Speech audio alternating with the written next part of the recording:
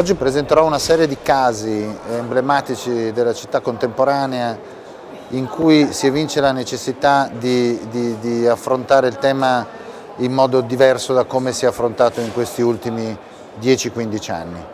Credo che il principio della rigenerazione urbana e quindi del recupero della città esistente sia la nuova sfida degli architetti e degli urbanisti per la città di domani. Molto probabilmente questo apre a una discussione molto importante, visto che noi abitiamo città storiche, città sedimentate da molto tempo e che per la gran parte sono anche sotto tutela. Credo che ci sia una necessità straordinaria di aprire le maglie delle possibilità d'azione dentro le città, naturalmente nel pieno rispetto di quelli che sono i valori della città esistente. Questo comunque non è una cosa semplice ed è un po' di questo che intendo parlare, anche perché è notizia di questi giorni che il decreto semplificazione apre a una facilitazione degli interventi sulla città esistente e tuttavia questo si porta dietro i rischi connessi alla speculazione. Dunque credo che da un lato i piani per le città e gli interventi di progetto sulle città debbano essere più flessibili, dall'altro, ed è questo un altro degli elementi strategici di questa nuova sfida, le amministrazioni devono poter in un qualche modo cambiare atteggiamento, soprattutto per ciò che attiene la gestione. Non si può parlare di una gestione di un oggetto finito, quindi di un piano come dire, da applicare o da mettere in opera, ma si deve parlare di una gestione di un processo. In questo senso la responsabilità delle amministrazioni in questo sistema più flessibile che dovremmo in un qualche modo permeare è centrale e cruciale. La mano pubblica non può essere secondaria a questa sfida e forse anche all'interno delle amministrazioni bisogna operare con processi di riformazione e di come dire, integrazione tra assessorati, tra competenze, tra addetti ai lavori tecnici e politici. Il terzo elemento strategico naturalmente, oltre alla possibilità delle regole di essere più flessibili all'amministrazione di gestire i processi, è una come dire, messa a fuoco diversa degli obiettivi da parte degli architetti. Gli architetti sono chiamati a superare un periodo di egocentrismo, chiamiamolo così, tutto riferito all'opera in sé, quindi all'edificio, e chiamati invece a intervenire molto di più su quello che attiene lo spazio tra le cose, quello che gli americani fino a poco tempo fa chiamavano l'in-between e che noi nella nostra grande tradizione di città storiche europee chiamiamo spazi di relazione. È lì che si muove la sfida degli architetti, è lì che gli architetti devono diventare, come per citare un grande maestro, Yona Friedman, progettare i loro ponti che sono naturalmente la cultura degli spazi aperti, degli spazi collettivi e forse di un futuro da scrivere ma che è già domani.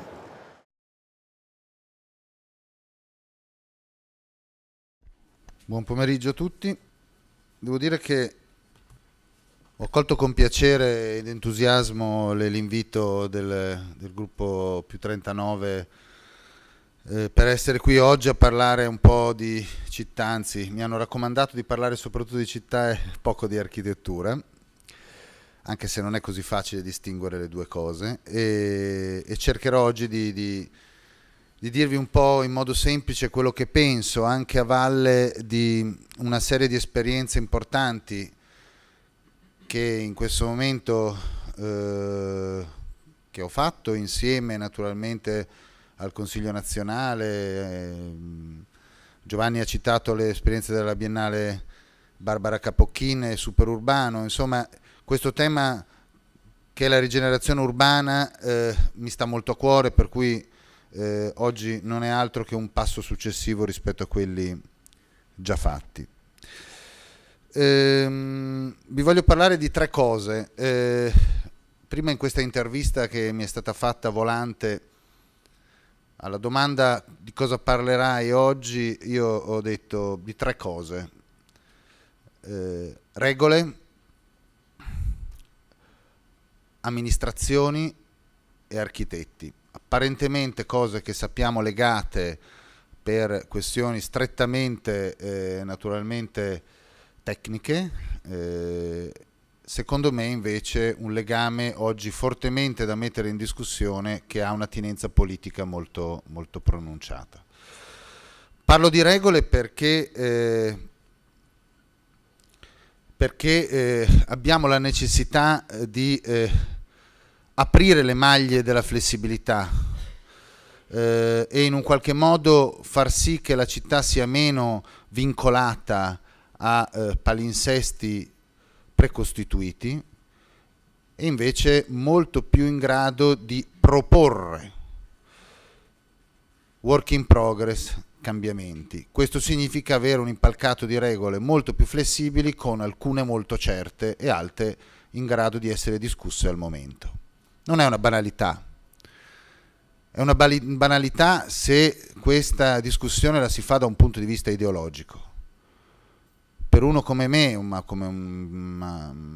per molti altri studi anche più, voglio dire, avvezzi all'internazionalità, naturalmente questo invece è una questione seria, perché in Italia è un problema fortissimo quello delle regole.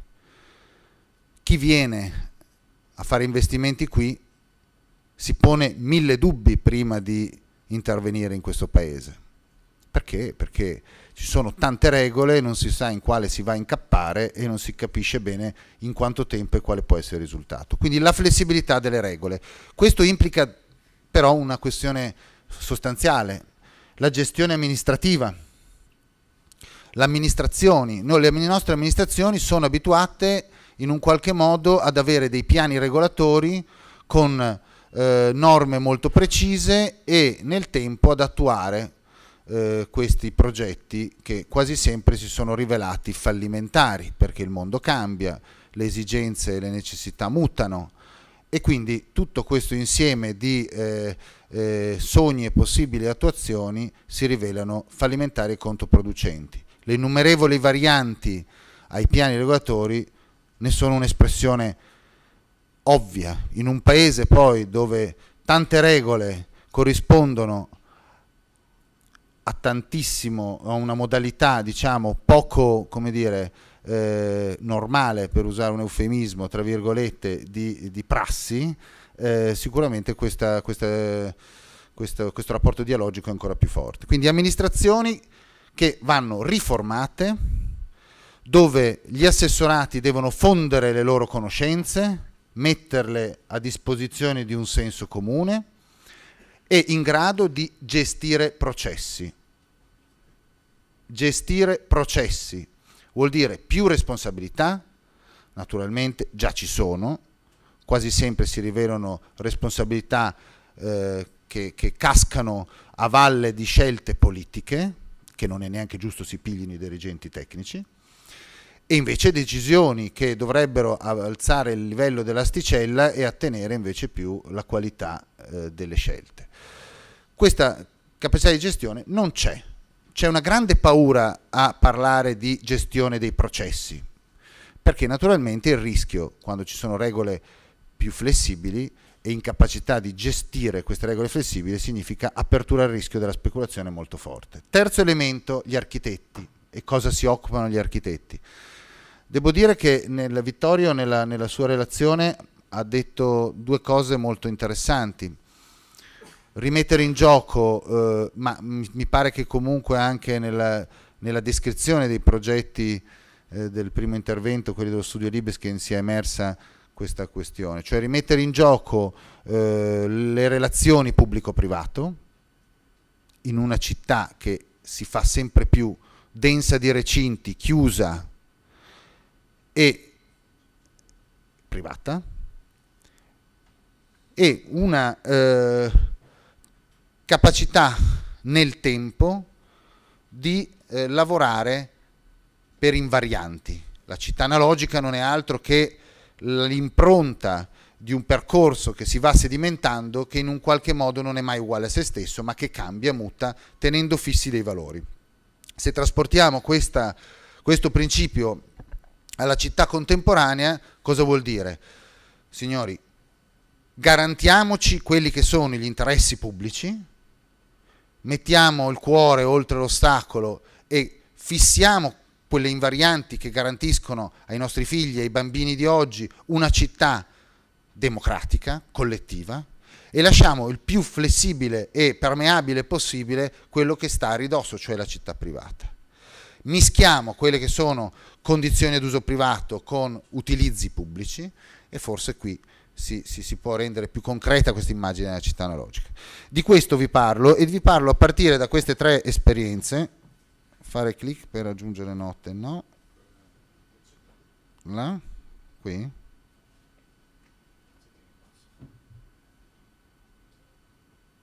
Sì, ma non si... io lo vedo così, ok. Scusate.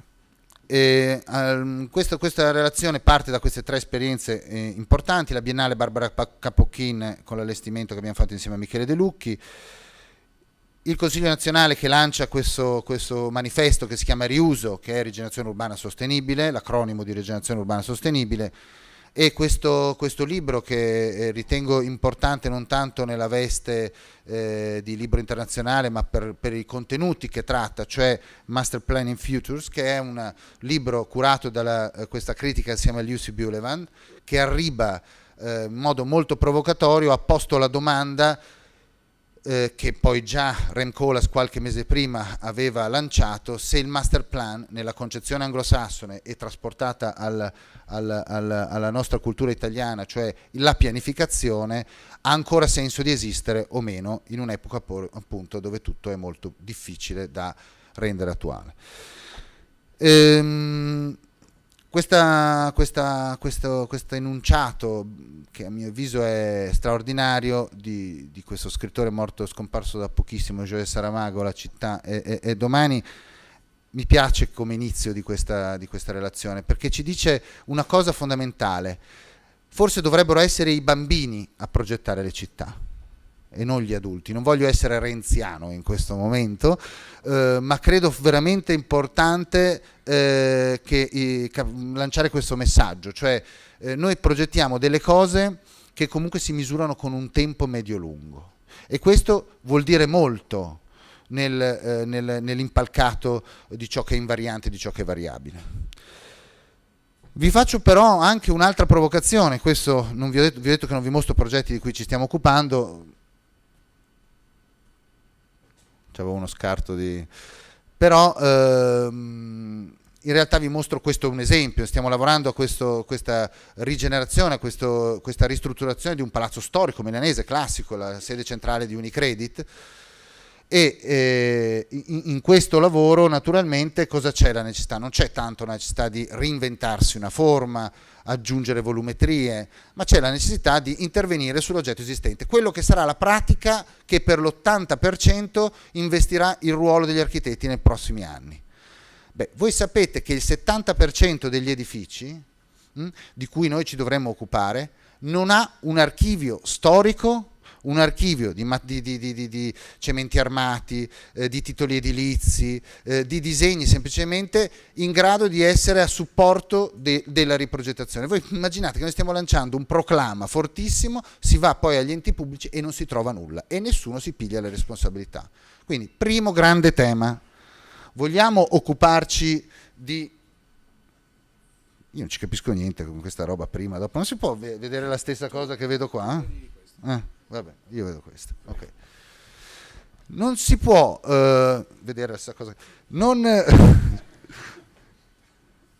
Abbiamo bisogno che in un qualche modo questi archivi vengano sistematizzati. Abbiamo un problema di esubero di personale pubblico nelle amministrazioni, non sappiamo come utilizzarlo, c'è una disfunzione in questo senso, ma cavolo, che si proceda anche a un'ottimizzazione, che il personale si responsabilizzi, lo si metta anche a fare una seria investigazione. Il Cresme ha segnato in modo molto chiaro questo problema, che si metta in un qualche modo a costruire un archivio che diventa utile per parlare di rigenerazione urbana in modo serio. Io non vi faccio vedere adesso quello che mi scrivono gli enti pubblici, ma sono prese di deresponsabilizzazione completa. architetto, se il vostro studio non trova i titoli edilizi, eccetera, noi non abbiamo responsabilità.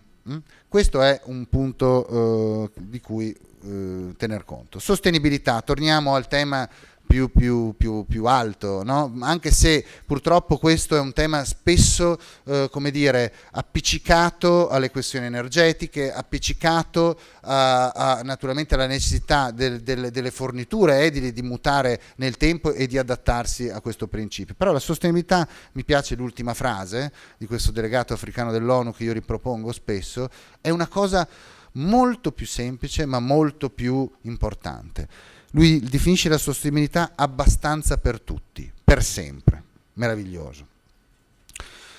E in tutto questo ci sono alcuni personaggi, Illich è uno di questi, scrittore, filosofo, che in questa situazione dove, voglio dire, il tema della sostenibilità è legato all'energia e dove la crisi riproporre naturalmente una serie di operazioni che hanno a che fare con il riutilizzo di quello che c'è. E badate bene, faccio questa provocazione in modo consapevole, perché quando si parla di flessibilità si parla naturalmente di un allentamento delle regole o di una capacità di queste di essere appunto flessibili tautologicamente parlando. E questo cosa significa? Significa in un qualche modo anche che la flessibilità apre a una maggiore partecipazione civica. A me dà molto fastidio. Io sono anche con lo studio Metrogramma promotore di alcune iniziative che sono legate ai quartieri, ad associazioni che cercano di ripartire dal basso, eccetera, eccetera. Però io sono molto critico quando si parla di partecipazione dentro un sistema dove l'impalcato di regole è precostituito, fisso, rigido e immutabile nel tempo. Ma di quale partecipazione parliamo?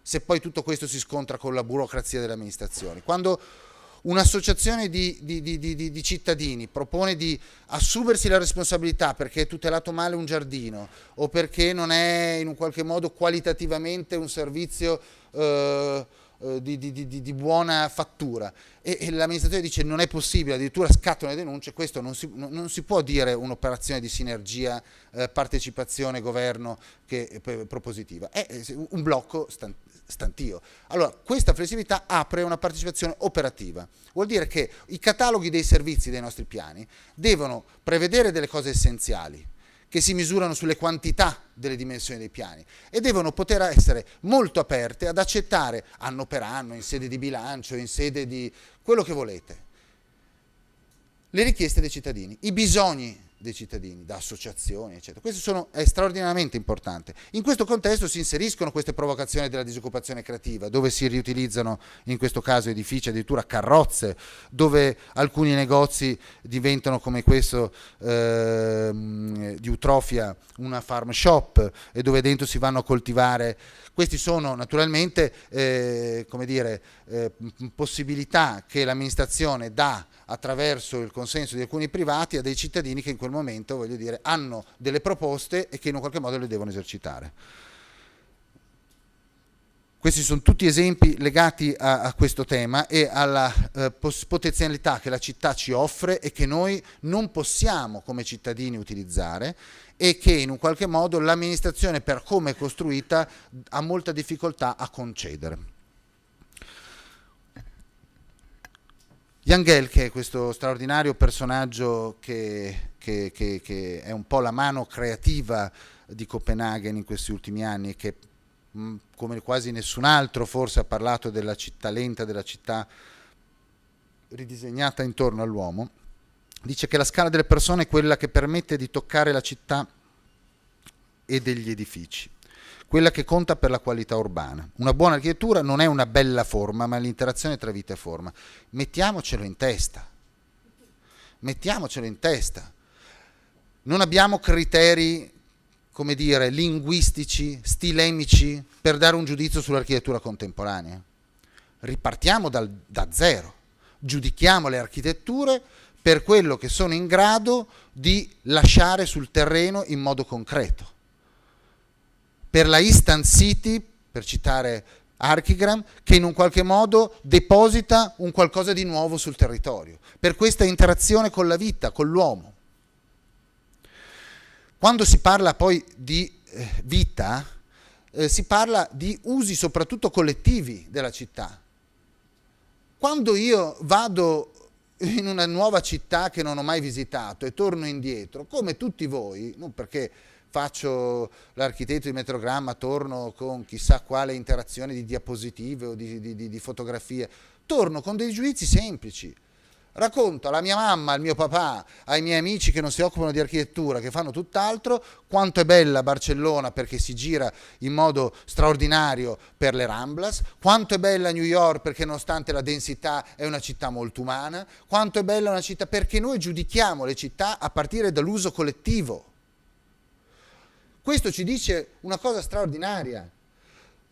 Gli architetti fino ad oggi, negli ultimi 20 anni soprattutto, si sono abituati a pensare, a dare una gerarchia di valore alle loro opere. Tanto più l'opera è autopoietica, è, come dire, autoreferenziale, è simbolica, tanto più ha valore. Non è così. Si può fare altissima architettura occupandosi degli spazi pubblici. Tornare a fare altissima architettura occupandosi degli spazi pubblici, che non devono essere solo, come dire, il residuo di uno scomputo d'oneri tra amministrazione, tra governo e privato e architetto, e non devono essere semplicemente, voglio dire, i residui di una progettazione. Devono diventare materia centrale. Superurbano, quando ho proposto alla Biennale Capochin di ragionare su questo tema, ho posto un'unica regola. Non mi interessavano le operazioni di rigenerazione urbana in sé, perché ce ne sono moltissime, anche virtuose. Mi interessava raccogliere tutte quelle operazioni di rigenerazione urbana che partivano da istanze collettive, cioè che rimettevano, erano capaci a rimettere in gioco un uso pubblico della città. Guardate che non è una cosa banale. E questo non dipende da, come dire, il volume potenziale di budget che gli architetti hanno a disposizione, perché abbiamo raccolto esempi che hanno a che fare con le città del quarto mondo, dalle favelas, a città come Copenaghen, che invece hanno delle disponibilità sui servizi molto più alte. È una questione di predisposizione degli architetti. E dico questo perché, ricordatevi, gli architetti devono spostare i loro obiettivi. L'effetto Guggenheim è morto, dobbiamo andare incontro a un'idea di architettura anche forte, ma che in un qualche modo incontra questa relazione di pubblico, collettivo e esercizio servizi e esercizio privato. Un esempio su tutte, questo è Bjarke Ingels, un amico che in questo momento, voglio dire, è un po' nello star system delle voci nuove, no? Dell'architettura mondiale, ma che come una delle prime opere sta portando a termine, questo è già un esempio realizzato, questa piazza in un quartiere periferico proprio di Copenaghen. Beh, mi dite se questa è un'opera di residuo? Questa è un'opera fortemente architettonica, fortemente rappresentativa, fortemente identitaria.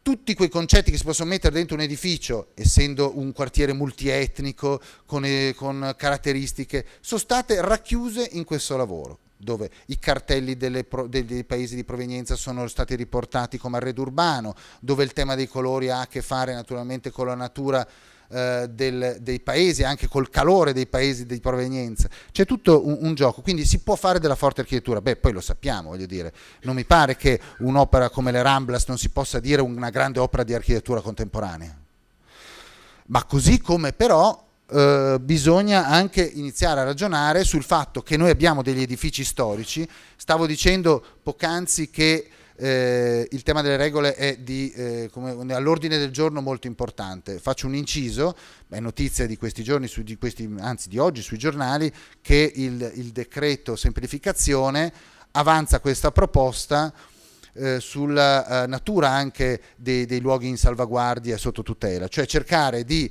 rendere meno complicato questa procedura, per esempio rinunciando alla negazione assenso, cioè il fatto che quando un'amministrazione non ti risponde non si può fare nulla, invece riportarla al silenzio assenso, si può andare avanti. Questo responsabilizza di più le amministrazioni, ma soprattutto alleggerisce la maglia sulla tutela, perché come facciamo a parlare di rigenerazione urbana se non affrontiamo il tema delle sovrintendenze e della non volontà in un qualche modo di entrare in una materia come quella della ristrutturazione, della riconfigurazione. Prima è stato fatto vedere un esempio molto forte, per carità, molto opinabile dal punto di vista soggettivo, ma chiaramente un messaggio dove si dice la città contemporanea deve continuare a sedimentare, no? Edifici e in un qualche modo opere che abbiano attinenza con la propria epoca. Guardate che l'ignoranza porta in moltissimi casi a pensare che Venezia sia stata, io che ho studiato a Venezia, amo quella città, ho ancora una casa lì, e mi trovo molte volte con persone che non conoscono bene la città, che non fanno gli architetti eccetera, che mi chiedono ma in che epoca è stata costruita? È una delle città che in un qualche modo ha vissuto più di chiunque altra la sedimentazione nei secoli. Ci sono opere di tutte le epoche. Quindi questo è un esempio che la città si può riperpetuare, si può ripensare su se stessa, bisogna aprire le maglie. Un progetto come quello di Miraglia e Tagliabue a Barcellona, e non sto mostrando cose nostre volutamente anche, perché mi sembra che il discorso debba essere più sinergico con gli architetti, è un'opera straordinaria, ma che probabilmente in un centro storico delle nostre città in questo momento sarebbe molto complicato attuare. Dico molto complicato, per lasciare un briciolo di speranza alle anime perse. Così come in un qualche modo, voglio dire, lavorare su una città non significa necessariamente avere a disposizione grandi capitali, perché la cosa straordinaria è che il senso di città non è direttamente proporzionale ai soldi spesi. C'è più senso di città in una favelas, in una, come dire, densità capace di creare condizione urbana. Giovanni citava lo Stefano Boeri, ma si possono citare mille altri ricercatori che si stanno occupando di questa cosa. Parlare di urbanità non significa necessariamente parlare di edifici, come dire, composti, ordinati, vuol dire parlare di uomo ancora una volta. E qui c'è più vita probabilmente che in altri posti dove vita non ce n'è. Ma quando vi parlavo di edifici che sono in grado di essere recuperati e anche di restituire del senso collettivo, parlo di operazioni di questo tipo, dove un edificio che la Caixa Forum, una banca, cede il suo spazio terra per una piazza collettiva, cioè sovrappone. Pensate cosa vi sto dicendo, dice beh, che cazzata, questo mi dice una roba banale. Banale un cavolo, perché se avete a che fare con, voglio dire, tecnicamente le amministrazioni, provate a sovrapporre un servizio che può essere d'uso collettivo a una proprietà privata, provate a sovrapporre un aggetto di un edificio privato su una strada pubblica, provate a mischiare una piazza con un edificio privato. Le cose, come diceva qualcuno, non devono necessariamente, come diceva Jangel prima, non devono essere necessariamente, poi se sono anche belle, progettate straordinariamente meglio. È chiaro che questo quartiere, questa ZAC davanti alla Gran Biblioteca di Parigi di Christian Potsdam Park, è un buon progetto. Non è un progetto eccelso, ma è un progetto che in un qualche modo nuovo è riuscito a ricreare una condizione urbana pur essendo contemporanea. Ha avuto la capacità di analizzare e di riproporre una serie di, come dire, una dimensione umana nel rapporto pieno-vuoto. Questo è un lavoro completamente diverso, però voglio proporvelo anche qua perché non voglio essere demagogico o ideologico. Questo è un lavoro a cui stiamo contribuendo anche noi con i nostri partner americani, che è la Apple Arena a Las Vegas. Ma quello che mi interessa di questa cosa non è tanto voglio dire, l'entusiasmo che ruota intorno alla spettacolarità di questa forma. A me interessa che i grandi servizi tornino a diventare, voglio dire, degli strumenti per la collettività. Cioè, come facciamo ad avere una lista di infrastrutture sportive, stadi, piscine, eccetera, completamente in deperimento, senza che ancora nessuno, e dove una legge che è da anni che deve essere portata avanti, è diventata ostaggio dei grandi promotori immobiliari. Quello che è importante è che quelle grandi strutture vengano restituite alla città in forma di servizi, ma non è il commercio che le rivitalizza, è l'intrattenimento, sono le attività che ci stanno dentro. Anche questi possono diventare dei grandi luoghi collettivi, ma riportiamoli, voglio dire, rigeneriamoli in una logica ovviamente di urbanità contemporanea, cioè riportiamoli dentro quello che è un utilizzo che non è solo, voglio dire, una tantum del grande evento. Vabbè, questo è alcune immagini. In questo senso, questo è un progetto per esempio abbastanza interessante, cui io tengo molto. Noi ogni tanto, ogni quinquennio facciamo un progetto, chiamiamolo un piano, no? Abbiamo lavorato sul piano nel 2000 di Bolzano, che ha lanciato un po' tutte le tematiche legate alla casa clima, legate al consumo di suolo, alla densità, e guardate oggi che sono temi comunque all'ordine del giorno. Poi ci siamo occupati appunto nel 2005-2006 del tentativo di reinventare una grande area industriale, forse una di quelle più grandi del nostro paese, che è il canale Candiano, il porto di Ravenna. Un pezzo di città straordinariamente dimenticato, che fa fatica a essere recuperato, ma con un valore paesaggistico straordinario. Pensate che è l'unico canale che permea dentro, noi l'abbiamo chiamata la Rosa questo disegno, ma perché è proprio come uno stelo che dal mare entra dentro 8 km e si attesta sulla città storica di Ravenna, su Sant'Apollinare in Classe, non sull'Apple Arena o sul Megastore della città contemporanea, su Sant'Apollinare in Classe. Ma allora com'è possibile non pensare che quello diventi il nuovo cuore della città? Ma ancora una volta è l'aspetto collettivo, l'aspetto pubblico, è il disegno delle relazioni, spazi di relazioni che deve diventare generatore di questa idea, ed è il canale che deve essere rivalutato, è il lungo canale, è ridare la possibilità ai cittadini di Ravenna di correre, di percorrere, saltare, rompere i recinti delle varie aziende che negli anni si sono costruiti la propria cancellata lungo il canale, e poter arrivare fino a Marina di Ravenna correndo, facendo footing, senza dover farlo attraverso le strade.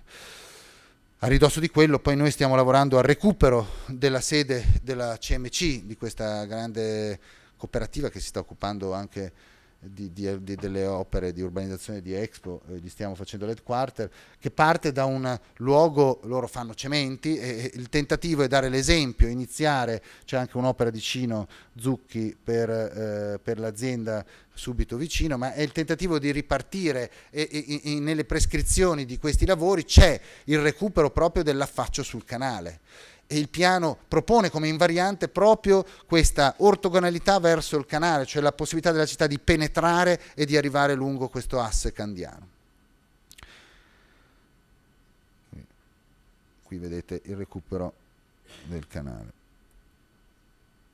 Ho un amico che non c'è più e che in qualche modo, anche se forse non è da mettere per molti di voi nell'Olimpo dei maestri dell'architettura contemporanea, per me invece ha costituito un grande esempio, è Silvano Bassetti, che ha lavorato per anni all'INU e che si è fortemente battuto con me all'inizio, quando ci occupavamo di Bolzano, un personaggio con tutta una storia molto chiara, proviene da lotta continua, appartenente alla sinistra, che in un certo momento ha dentro questa sua cultura politica, dice che è necessario in un qualche modo, per lavorare sulla città esistente, densificare. Mai l'avesse detto, in vereconda parola, mai si deve densificare, perché noi siamo il classico paese al contrario, scusate se vi faccio ogni tanto questi incisi, per cui vuol dire liberal, vuol dire esattamente il contrario che in Inghilterra e nei paesi anglosassoni, per cui il liberal è tutta una cosa, i conservatori sono tutta una, qui c'è tutta una strana confusione, per cui in questa logica voglio dire proporre un'operazione di progresso, di voglio dire recupero anche delle sostenibilità economiche. Parlare di densificazione significa rimettere in gioco il mercato, perché rimettere in mano degli edifici con premi di cubatura eccetera, senza ampliare, senza consumare nuovo suolo, vuol dire creare delle condizioni economiche perché questa cosa si possa fare. Lui ha lottato molto per questa cosa qui, tanto che si è ammalato perché ci sono delle persone che ci credono fino in fondo e su questa cosa si giocano anche un'intera vita. Lui diceva: a meno di non scegliere esplicitamente la soluzione drastica di non rispondere ai legittimi fabbisogni, perché noi siamo fermi, c'è la crisi, non abbiamo soldi, abbiamo le regioni che bruciano i denari che dovrebbero essere utilizzati per altre cose, non abbiamo l'amministrazione in grado di portare avanti, non abbiamo tutte queste cose, però voglio dire, non è che dall'altra parte la città non ha dei bisogni, che i nostri figli, i nostri bambini, che gli imprenditori non hanno bisogno di nuovi spazi, di nuove case, c'è bisogno di tutte queste cose. Quindi stare fermi non è salvaguardia positiva, vuol dire, come diceva lui, opzione zero, che non è altro che la morte della città. E con lui provocatoriamente lanciamo questo manifesto della densificazione. Mi ricordo che questa cosa suscitò tantissime polemiche. Ebbene, oggi invece questa provocazione è diventato un fatto concreto. Bolzano ha un piano, ha un cosiddetto master plan, di cui non ci siamo occupati noi nella fase di approvazione, di adozione, ma che ha usato questa esperienza, che lavora molto coscientemente sul tema della densificazione, perché è una città oltretutto che, oltre al fatto che è sbagliato espandersi, ha le montagne, ha dei muri, ha dei recinti. Come cavolo si fa a espandere la città più di tanto? Però nello stesso tempo deve trovare, come dire, degli stilemi e dei chiavistelli per poter operare e modernizzarsi. Qui sono analoghe ricerche che in quel periodo si stavano facendo, proprio lo stesso identico periodo, oltretutto Vinimas e questo gruppo MVRDV viene fuori dalla scuola dallo stesso periodo. Io ero da Remcolas nel 92, 93, 94, Vinimas era gli ultimi 6 mesi nell'ufficio, quindi c'era stata naturalmente una sintonia di visioni sui temi di ricerca in questo tipo. Perché poi il tema della densità è un tema importante, cioè non è che la densità è uguale a cementificazione, ma perché voi questa città vi sembra una città così sbagliata? È una città densissima, stiamo parlando di Venezia, ma ci sono degli esempi molto positivi di città dense che riconosciamo tutti che sono molto umane, molto diverse. Venezia certo non cresce in altezza, ma non è che camminare a New York ti dà un senso di oppressione o di negatività, è una densità che in un qualche modo non rinuncia al senso di urbanità, anzi forse è molto più disarmante e molto più alienante camminare in alcune periferie delle città diffuse della Brianza, delle Marche, del Veneto, che, voglio dire, stare dentro una città densa, fortemente compatta e con un carattere di prossimità dell'uomo molto forte. E con questo spirito noi abbiamo avviato tutta la stagione del PGT di Milano, che tutt'oggi è in corso di approvazione, che quindi ha subito, come tutti i piani, 1000 cambiamenti, sia di amministrazioni che di imprinting sulle regole. Spero che non lo stiano, perché noi il nostro incarico l'abbiamo chiuso all'adozione, quindi ancora prima delle polemiche, come dire, ideopartitiche preelettorali che poi hanno portato all'avvicendamento tra Moratti e Pisapia. Ma quello che è importante, secondo me, è che in questo piano c'è un germe di questa idea di città, cioè l'idea di avere ricostruito un disegno aprendo tutte le aree di Milano che in un qualche modo sono oggi inutilizzate, cioè non recintate, private all'uso collettivo, cioè dove i cittadini non possono entrare, riportandole in un qualche modo a una rete connettiva tra loro, all'interno del quale in alcune naturalmente per una bilancia e sostenibilità economica ci deve essere una progettazione, ma che devono immaginare un disegno dello spazio collettivo prima che avvengano i progetti. Cioè non è più ammissibile che le nostre città non sappiano dove riversare le risorse nei servizi degli spazi pubblici. Cioè, prima bisogna avere quella capacità di disegnare l'invariante, la struttura dominante, perché quando gli edifici vengono costruiti, quegli oneri non devono essere sbattuti nei bilanci delle amministrazioni pubbliche, dovrebbero essere utilizzati il più possibile per fare giardini, parchi, mobilità. Però il più delle volte non lo si fa, uno perché i soldi non ci sono e si pisca l'urbanistica come se fosse un bacino magico da cui attingere le risorse, dall'altro non si fa perché i progetti non hanno, le amministrazioni non hanno prima una ragione, degli obiettivi di dove riversare questi soldi. Guardate che è vero. Io nella mia esperienza di consulente sono stato membro anche della commissione Arredo e una cosa assolutamente stupida, che non so ancora perché, quali obiettivi sono stato chiamato insieme a molti altri, per il Politecnico, a mille altri, Italo Rota, Andrea Schippo.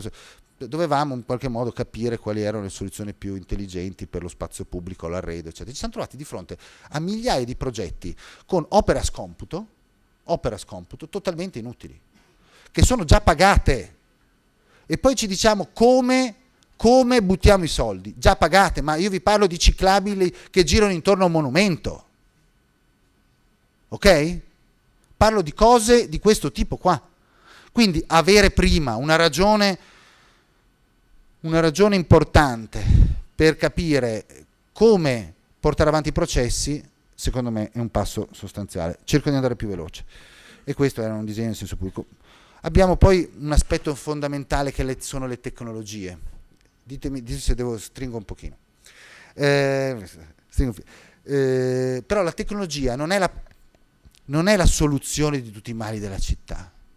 Io divento pazzo in questo periodo quando sento sindaci, assessori che parlano di smart city. Mi tirerei un colpo di martello sull'aluce, ma come se l'introduzione di nuove tecnologie risolvesse i problemi della città. Certo, fossimo in grado di utilizzare tecnologie in un senso, come dire, propositivo, come quando si parla di sostenibilità, saperla tradurre in modo cognitivo. Invece no, si parla di tecnologia in relazione a delle cose che sono prevalentemente stupide. Non si parla di tecnologia, per esempio, nella maniera che è necessaria. Cioè siamo in grado oggi, attraverso i social network, attraverso le tecnologie, di raccogliere le istanze e i bisogni dei cittadini come mai prima si poteva fare. Semplice. Molto smart, ma molto pericoloso. Molto pericoloso.